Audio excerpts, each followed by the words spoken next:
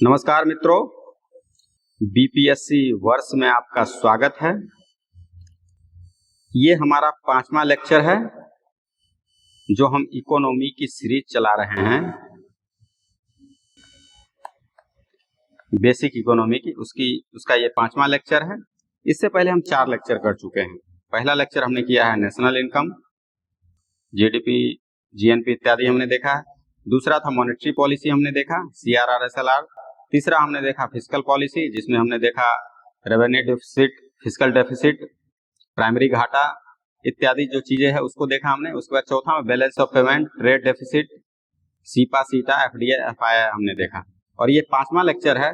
5वां लेक्चर में हम पढ़ेंगे जो मिसलेनियस जो शब्द हैं जो यूज में रहते हैं, जैसे नाबार्ड हो गया, डब्ल्यूटीओ हो गया, आईएमएफ हो गया, NITI Aayog, MPI, ED, MSME इत्यादि चीजों को देखेंगे।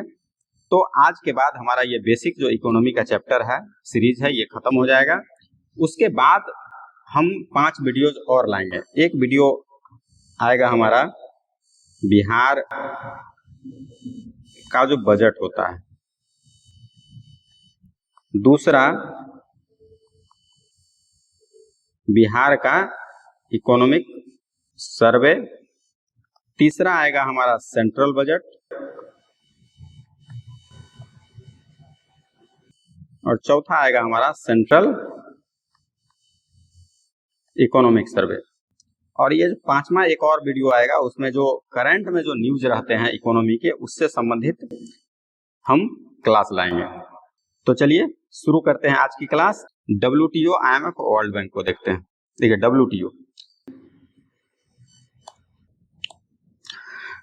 डब्ल्यूटीओ यानी वर्ल्ड ट्रेड ऑर्गेनाइजेशन, यानी विश्व व्यापार संगठन।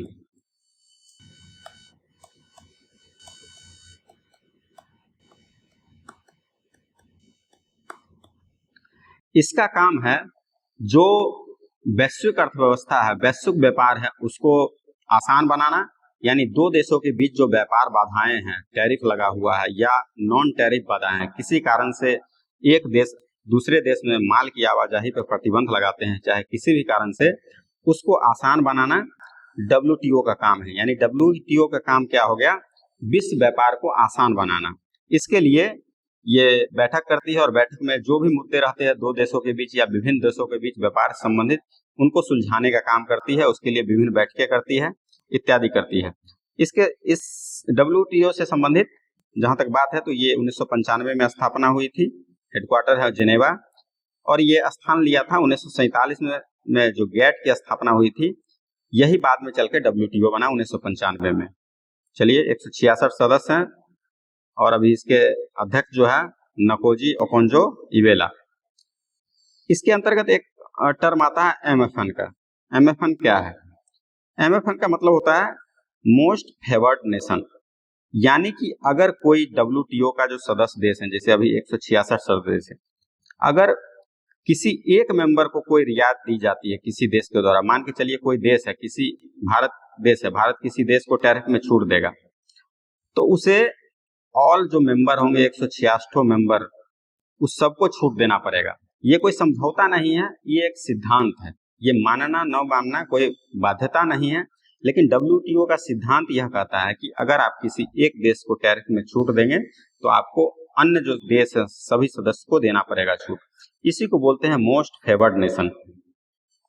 चलिए, तो डब्ल्यूटीओ का मुख्य रूप से काम हुआ दो देशों या विभिन्न देशों के बीच अंतर्राष्ट्रीय जो व्यापार है उसको आसान बनाना, उससे संबंधित जो बाधाएं हैं उसको दूर करना, अगर कोई इस प्रकार का विवाद है उसको सुलझाना। इसके लिए एक अपीलीय बॉडी भी है डब्ल्यूटीओ की। फिलहाल ये अपीलीय बॉडी जो है ये काम नहीं कर रहे हैं, क्योंकि इसके जो अध्यक्ष है उसके चुनाव पर अमेरिका के द्वारा रोक लगाया गया है, जिस कारण से अभी अपीलीय जो बॉडी है डब्ल्यूटीओ की वो काम नहीं कर रही है। लेकिन फिलहाल डब्ल्यूटीओ अपना वर्क कर रहा है और अपने ये व्यापार को आसान बनाने में, वैश्विक व्यापार को आसान बनाने में अपनी भूमिका निभा रहा है। चलिए आगे बढ़ते हैं। आईएमएफ के बारे में थोड़ा जान लेते हैं। आईएमएफ और वर्ल्ड बैंक दोनों ब्रेटन वुड सम्मेलन समझौता के तहत 1944 में स्थापना हुआ था। ये तो आईएमएफ और वर्ल्ड बैंक में क्या अंतर? आईएमएफ यानी कि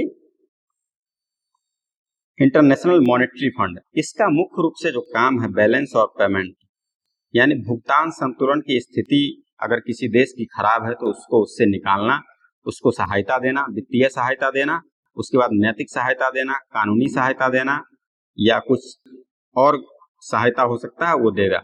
जैसे भारत में 1991 का बैलेंस ऑफ पेमेंट का क्राइसिस हुआ था। बैलेंस ऑफ पेमेंट क्राइसिस आप लोग समझ रहे होंगे, जब किसी देश के पास मुद्रा की स्थिति बहुत गंभीर हो जाती है जिससे वो अपनी जरूरतों के लिए जो वस्तुओं का आयात करता है वो करने में भी असमर्थ हो जाता है, तो उस स्थिति को कहते हैं हम balance of payment crisis. Bharat के साथ हुआ था 1991 में, जब भारत के पास मात्र 2 सप्ताह का आयात का खर्चे के बराबर विदेशी मुद्रा भंडार था।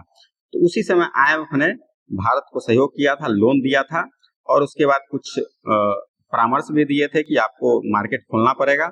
इसी प्रकार किसी भी देश के साथ अगर भुगतान संतुलन की समस्या होती है तो IMF वहाँ पे काम करता है, IMF वहाँ पे पैसा भी देता है, लोन भी देता है और साथ में परामर्श भी देता है कि आपको इससे निपटने के लिए क्या काम करना चाहिए। तो IMF का क्या काम हो गया, किसी देश की वित्तीय स्थिति या जो भुगतान संतुलन की स्थिति है उसको सुधारने के लिए कार्य करना वैश्विक स्तर पे। अब वर्ल्ड बैंक 5 बॉडी इसके तहत हैं और ये पांचों बॉडी मिलके वर्ल्ड बैंक कहलाता है। तो इसका काम 5 विंग, जैसे एक है IBRD, इसका काम है जो विकासशील देश है उसको लोन देना विकास कार्य के लिए। जैसे भारत है और भी जो विकासशील देश है वहां अगर कोई प्रोजेक्ट चल रहा है, मान के चलिए हम कोई जल विद्युत परियोजना चला रहे हैं या कोई बहुत बड़ा प्रोजेक्ट बना रहे हैं, कोई हमारा पिछड़ा क्षेत्र है वहां हम विकास का कार्यक्रम चला रहे हैं, तो ये वर्ल्ड बैंक हमको लोन देगा सस्ते दरों पे।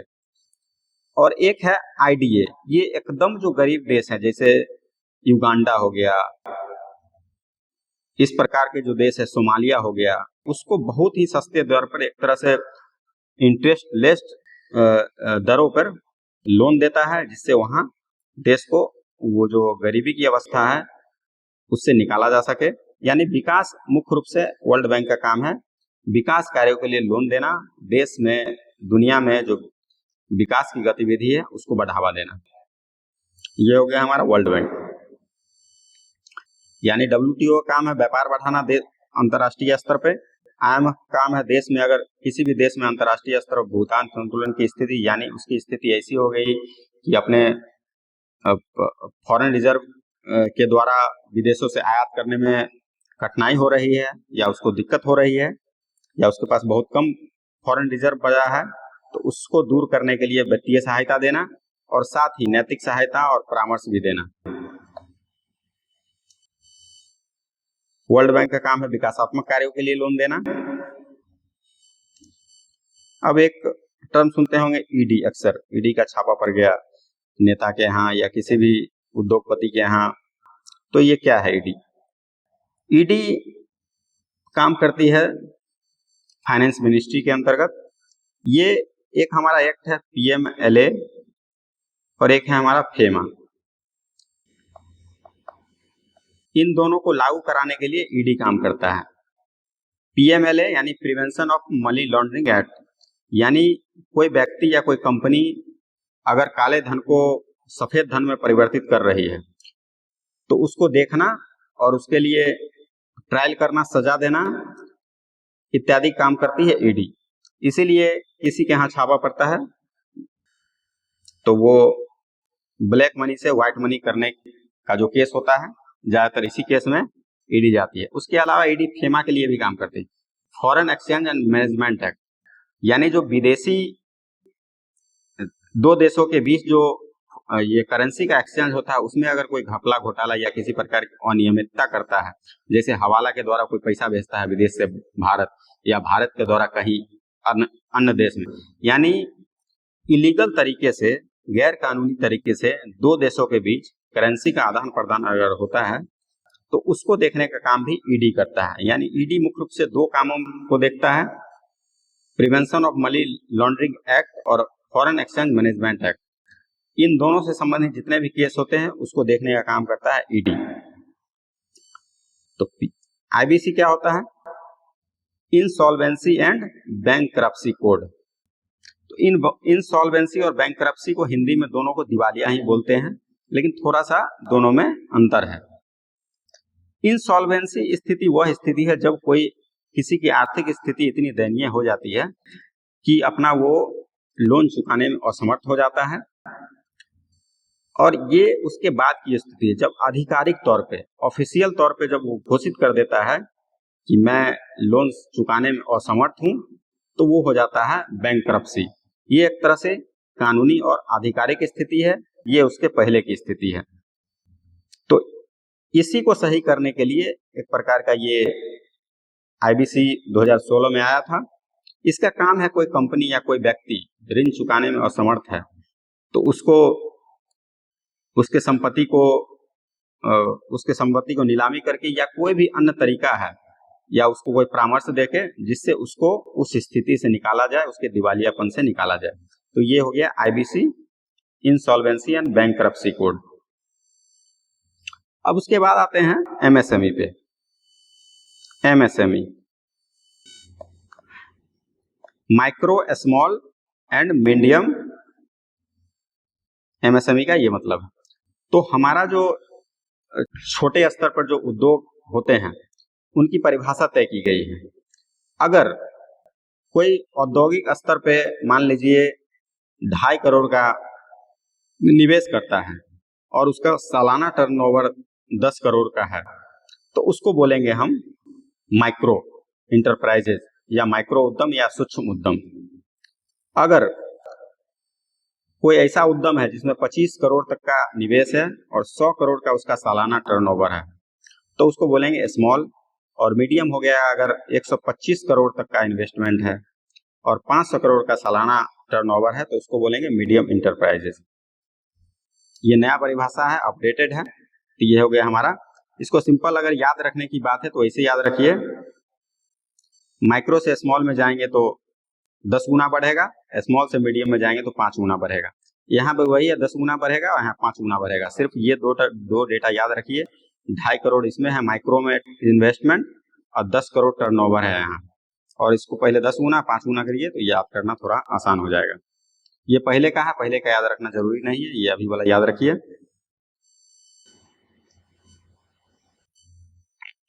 चलिए अब देख लेते हैं नीति आयोग और योजना आयोग को।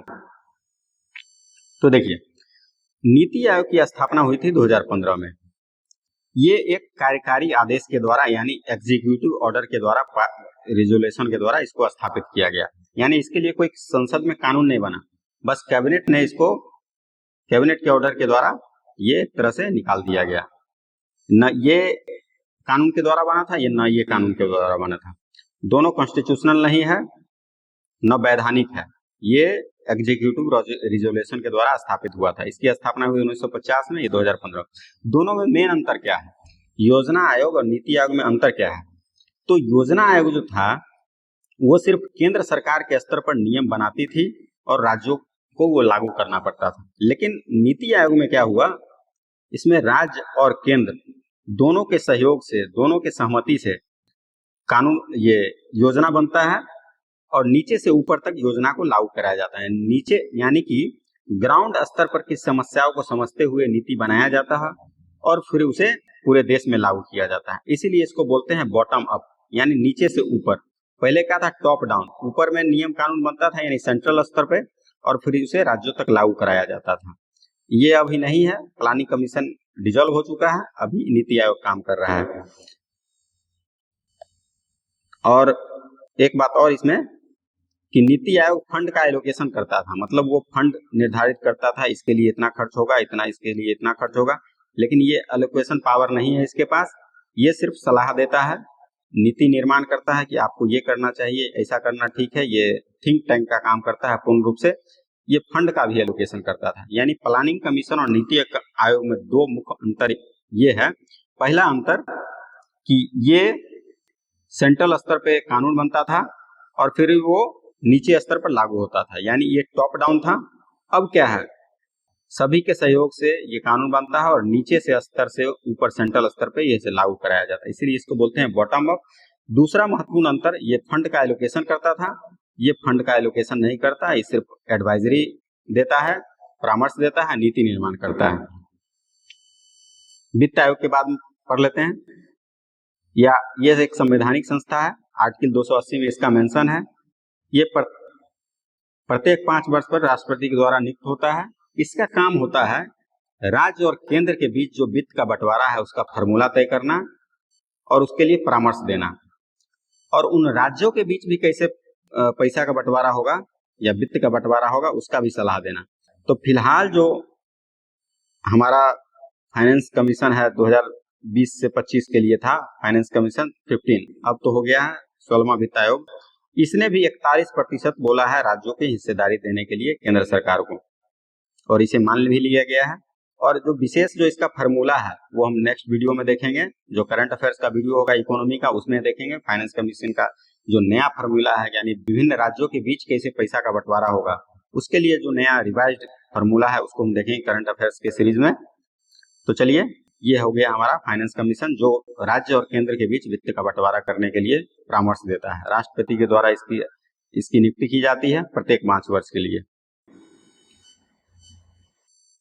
चलिए आगे बढ़ते हैं।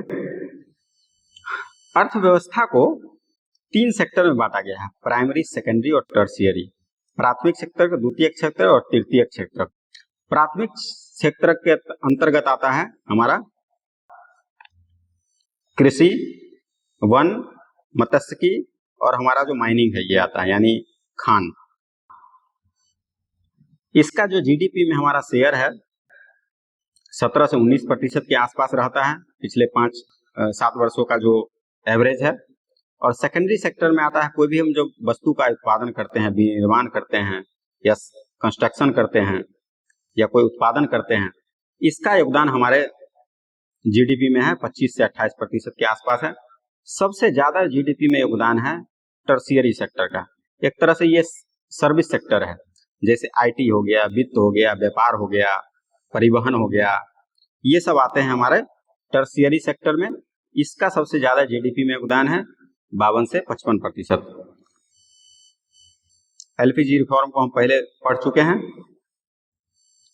चलिए थोड़ा हम इन्फ्लेशन को देख लेते हैं, यानी कि मुद्रास्फीति। इन्फ्लेशन को हिंदी में कहते हैं मुद्रास्फीति। मुद्रास्फीति क्या है? इसको अगर हम सामान्य भाषा में कहें तो मुद्रास्फीति का मतलब होता है महंगाई।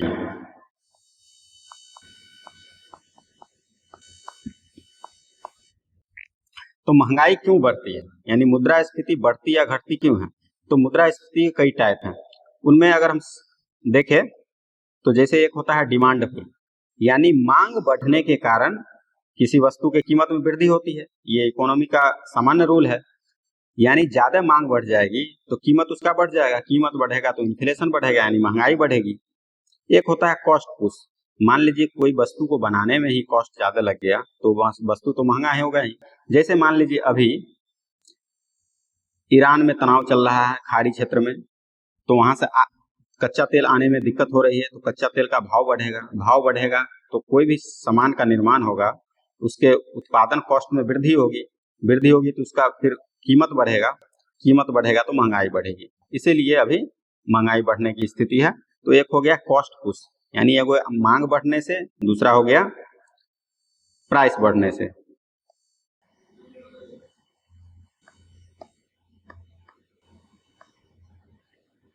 स्टैगफ्लेशन क्या होता है? स्टैगफ्लेशन ऐसी स्थिति है जब महंगाई भी बहुत अधिक है और डिमांड भी कम है। अब देखिए यहाँ डिमांड अधिक हुआ था तो महंगाई बढ़ी थी, लेकिन यहाँ डिमांड भी कम है और फिर भी महंगाई है। ऐसी स्थिति को बोलते हैं स्टैगफ्लेशन। एक होता है कोर इन्फ्लेशन। पहले सीपीआई को समझ लेते हैं, उसके बाद कोर इन्फ्लेशन को समझना हमारे लिए आसान हो जाएगा। सीपीआई यानी कंज्यूमर प्राइस इंडेक्स। अभी सीपीआई का रिवीजन हुआ है 2020 ईयर बना गया है 24। तो सीपीआई क्या होता है? सीपीआई के अंतर्गत कुछ वस्तुओं को शामिल किया जाता है। पहले जो 299 वस्तुओं को शामिल किया गया था, अभी रिवाइज किया गया है 2024 बेस ईयर बना के, अभी रिवाइज करके इसमें 358 वस्तुओं को रखा गया। यानी जो आम जरूरत की वस्तुएं या दैनिक जरूरत की वस्तुएं हैं जो महत्वपूर्ण वस्तुएं हैं उन सब को ले लिया जाता है। 358 ऐसी वस्तुएं हैं और उस वस्तु में के कीमत में क्या उतार चढ़ाव होता है उसी के आधार पे हम इन्फ्लेशन का निर्धारण करते हैं। यानी जो 358 वस्तु है इसमें हो सकता है आटा हो, दाल हो, चावल हो, ऊर्जा हो, जैसे डीजल पेट्रोल हो, उसके भाव को देखा, 358 वस्तुओं के भाव को देखा जाता है और उस भाव के आधार पर पता किया जाता है कि महंगाई में कितनी वृद्धि हुई। तो पहले 299 वस्तुओं को रखा गया था, लेकिन समय के साथ नई नई वस्तुएं आती है, इसलिए अब इनमें नई वस्तुओं को शामिल करके 358 वस्तुओं को शामिल कर लिया गया है।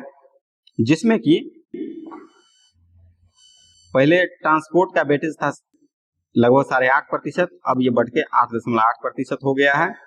अब जैसे ये फूड का पहले वेटेज था 45.86%, अब घट के हो गया है 36.75%। इसका तर्क इसीलिए दिया गया है क्योंकि फूड तो सरकार प्रोवाइड करा रही है लगभग 80 करोड़ लोगों को सस्ते दरों पे, या अभी तो मुफ्त में ही प्रोवाइड कराया जा रहा है, तो इसीलिए ये जो फूड है उसका थोड़ा वेटेज कमा दिया गया है, घटा दिया गया, अब ये 36%। यानी कि 358 जो वस्तुएं हैं उसमें फूड का जो वेटेज है इतना है, फ्यूल एंड लाइट का वेटेज इतना है, सबका वेटेज यहाँ दिया हुआ है। तो इस आधार पे हम इन्फ्लेशन को निकालते हैं। तो हम कहाँ थे? कोर इन्फ्लेशन पे। तो ये जो 358 वस्तुएं थी उसमें से फूड और फ्यूल को घटा देते हैं तो वो हमारा जो निकल जाता है कोर इन्फ्लेशन।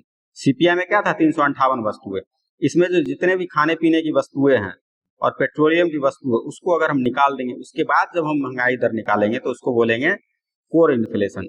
इन दोनों को घटा इसीलिए दिया जाता है क्योंकि इसके कीमत में ज्यादा फ्लक्चुएशन होता है।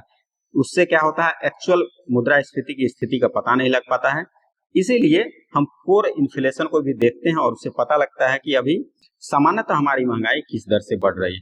क्योंकि फूड और फ्यूल में एकाएक भाव बढ़ जाता है, घट जाता है, तो सही सही अंदाज लगाना मुश्किल हो जाता है, इसीलिए कोर इन्फ्लेशन का कंसेप्ट आया है। डिफ्लेशन क्या होता है? सामान्य रूप से जब प्राइस में कमी होगी यानी कीमत में कमी होगी तो उसको बोलेंगे डिफ्लेशन। चलिए ये हो गया।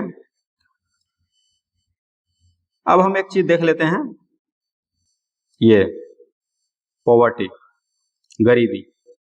तो गरीबी के निर्धारण के लिए, गरीबी का पता लगाने के लिए, गरीबी के लिए फार्मूला तय करने के लिए कई समितियां बनी। हाल में ये 3 समिति बनी है, जिसमें तेंदुलकर कमेटी बनी थी। उसका कहना, जो 2009 में बना था, उसका कहना था अगर शहरी क्षेत्र के लोग, प्रत्येक लोग दिन में 33 रुपया खर्च कर रहे हैं और ग्रामीण क्षेत्र में 27 रुपया खर्च कर रहे हैं, अगर इससे ज्यादा खर्च कर रहे हैं जो व्यक्ति, वो लोग गरीबी रेखा के ऊपर हैं। और फिर रंगराजन कमेटी जब 2014 में इनका निर्माण हुआ था तो इन्होंने कहा 47 रुपया शहरी क्षेत्रों के लिए और ग्रामीण क्षेत्रों के लिए 32 रुपया। वर्ल्ड बैंक का ये डेटा है। वर्ल्ड बैंक मानता है कि अगर $2.15 प्रति डे अगर पीपीपी पे कोई खर्च कर रहा है तो वो गरीबी रेखा के ऊपर है। वर्ल्ड बैंक का समय दर समय इसका चेंज होते रहता है। ये सब तो कमेटियां थी तो इसका तो फिक्स है, लेकिन ये बदलता रहता है। तो अब एक नया कंसेप्ट आया है गरीबी के लिए, एमपीआई यानी मल्टी पॉवर्टी इंडेक्स।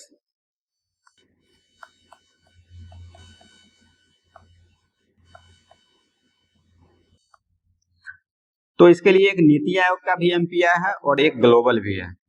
तो ग्लोबल जो मल्टी पॉवर्टी इंडेक्स है उसके लिए 10 इंडिकेटर है, जिसमें ये देखा जाता है हेल्थ की स्थिति, एजुकेशन की स्थिति और लिविंग स्टैंडर्ड क्या है। इस आधार पे गरीबी का पता लगाया जाता है, जिसमें हेल्थ का वेटेज है 1/3 और उसमें से जो पोषण है उसका 1/6 है और जो बाल मृत्यु दर है उसका वेटेज 1/6 है। यानी, और फिर एजुकेशन में है स्कूल में उपस्थिति और कितना वर्ष बच्चा स्कूल जा रहा है। और लिविंग स्टैंडर्ड में ये देखा जाता है कुकिंग फ्यूल, मतलब खाना बनाने के लिए लोग क्या जलावन का प्रयोग करते हैं या फिर एलपीजी का प्रयोग करते हैं या पीएनजी का प्रयोग करते हैं। सैनिटेशन में ये देखा जाता है उनके पास शौचालय है या नहीं, या बाहर में जाते हैं। ड्रिंकिंग वाटर में देखा जाता है वो नल का जल पीते हैं या कुआं का जल पीते हैं या स्वच्छ जल पीते हैं या नहीं। बिजली की स्थिति क्या है, बिजली तक पहुंच है या नहीं, घर पक्का है या कच्चा, संपत्ति कितनी है। इन 10 इंडिकेटर के आधार पर पता लगाया जाता है गरीबी। ये ग्लोबल एमपीआई है। एक है हमारा नीति आयोग का मल्टी पॉवर्टी इंडेक्स। इसमें वही ग्लोबल जो पॉवर्टी इंडेक्स है, मल्टी पॉवर्टी इंडेक्स एमपीआई, उसके 10 इंडिकेटर तो हैं ही, लेकिन जो नेशनल है हमारा नीति आयोग के द्वारा जो जारी किया गया है, उसमें 2 और इंडिकेटर जोड़े गए हैं। एक बैंक अकाउंट और एक जोड़ा गया है मातृत्व देखभाल से संबंधित, यानी प्रसव अवस्था में मातृत्व देखभाल की स्थिति क्या है, उस आधार पे भी गरीबी को देखा जाता है। यानी गरीबी को देखने के लिए ये 12 इंडिकेटर हैं। सिर्फ खाना पीना और खर्चा के आधार पर जो पहले निकाला जाता था उसमें बदलाव करके अब मल्टी डायमेंशनल देखा जाता है कि उसका न्यूट्रिशन का पोषण की स्थिति क्या है, बाल मृत्यु दर क्या है, मातृत्व देखभाल क्या है, स्कूल जा रहा है बच्चा, जा रहा है तो कितने वर्षों के लिए जा रहा है। ऐसा नहीं है कि प्राइमरी तक पढ़ा और छोड़ दिया। अगर स्कूल जा रहा है तो सिर्फ अटेंडेंस उसका नामांकन है या वो स्कूल जा भी रहा है। कुकिंग फ्यूल में क्या प्रयोग हो रहा है, एलपीजी हो रहा है या जलावन का प्रयोग कर रहा है। स्वच्छता है, मतलब वो उसके पास शौचालय है या नहीं है। वो ड्रिंकिंग वाटर स्वच्छ पी रहा है या कुआं का पी रहा है और झील का पी रहा है। बिजली है या नहीं, घर पक्का है या कच्चा, संपत्ति की स्थिति क्या है। इस आधार पे हम गरीबी का निर्धारण करते हैं। चलिए अब एक बार समराइज कर लेते हैं अभी तक हमने जो पढ़ा। तो हमने क्या पढ़ा, डब्ल्यूटीओ का क्या काम है। डब्ल्यूटीओ का काम है अंतर्राष्ट्रीय स्तर पर विभिन्न देशों के बीच व्यापार बाधाओं को समाप्त करना, यानी व्यापार को आसान बनाना डब्ल्यूटीओ का काम है अंतर्राष्ट्रीय स्तर पर। आईएमएफ का काम है अगर कोई देश की स्थिति गंभीर है, यानी आर्थिक स्थिति गंभीर है, वो अपने खर्चे से देश नहीं चला सकता, यानी अपने आयात जरूरतों को पूरा करने के लिए उसके पास अगर पैसे नहीं है, तो उस स्थिति से निकालने के लिए आईएमएफ सहायता करता है। उसके लिए वो ऋण भी देता है, वो नीतिगत सहायता भी देता है, वो परामर्श भी देता है, इत्यादि कार्य करता है आईएमएफ। वर्ल्ड बैंक का काम है विकासात्मक कार्यों के लिए देश को ऋण देना, उसको परामर्श देना। जैसे भारत में अगर मान लीजिए कोई जल विद्युत परियोजना शुरू करना है या कोई अन्य विकासशील देश में कोई इंफ्रास्ट्रक्चर परियोजना शुरू करना है, तो वर्ल्ड बैंक उसके लिए लोन देती है। नाबार्ड कृषि से संबंधित लोन को देने के लिए बैंकों को लोन देती है, ये काम है नाबार्ड का। ईडी का काम है इन्फोर्समेंट डायरेक्टरेट, यानी कि प्रवर्तन निदेशालय। इसका काम है जो prevention of money laundering act है हमारा और फेमा जो एक्ट है, इसको कार्यान्वित करने के लिए इसकी स्थापना की गई है ईडी की। ईडी इससे संबंधित छापेमारी करता है, केस चलाता है, इत्यादि काम करने का काम करता है ईडी। पीएमएलए क्या है, prevention of money laundering act, यानी कोई अपने काले धन को सफेद धन करता है उसको रोकने के लिए ये है। और अंतर्राष्ट्रीय स्तर पर अगर इलीगल कोई करेंसी का आदान प्रदान करता है तो उसके लिए फेमा एक्ट है। इन दोनों को लागू कराने के लिए ईडी अपना काम करता है। आईबीसी यानी इंसॉल्वेंसी एंड बैंकरप्सी कोड, यानी कोई व्यक्ति या कंपनी लोन चुकाने में असमर्थ है और अपने आप को लोन चुकाने में असमर्थता के लिए अपने आप को घोषित कर देता है, तो उसके लिए ये प्रावधान किया गया है। इसके तहत उसके समस्या का समाधान किया जाता है। ये हो गया आईबीसी। एमएसएमई की परिभाषा हम देख चुके हैं।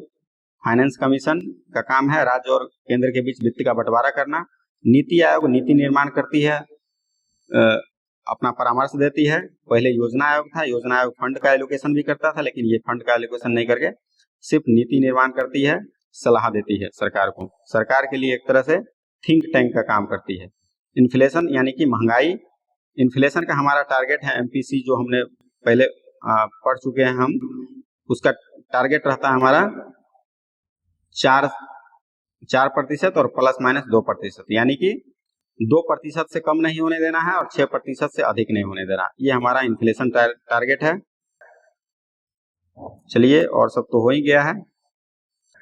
तो ये हमारा बेसिक जो इकोनॉमी का क्लास था आज समाप्त हो गया है।